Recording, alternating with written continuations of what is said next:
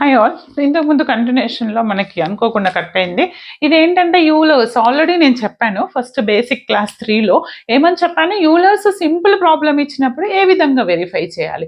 ఇది ఇండైరెక్ట్గా partial differentiation బేసికే అనుకోండి, బట్ దీంతో పాటు అదే బేసిక్ని యూలర్స్కి ఎలా అప్లై చేస్తామనేది చెప్తున్నాను.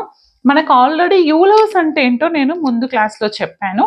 ఇచ్చినటువంటి ఫంక్షన్ ఏం కావాలంట, ద గివెన్ ఫంక్షన్ అనేది హోమోజీనియస్ అవుతూ ఈజ్ హోమోజీనియస్ అవుతూ ఏం కావాలండి, ఇట్ ఈస్ హోమోజీనియస్ ఫంక్షన్ అవుతూ x into do z by do x, ఇది యూ తీసుకుంటే యూ తీసుకోండి, జెడ్ తీసుకుంటే z, and y into do z by do y which is equal to n z అవ్వాలి. మీకు ఇక్కడ ఎగ్జామ్లో ఎప్పటికీ మీరు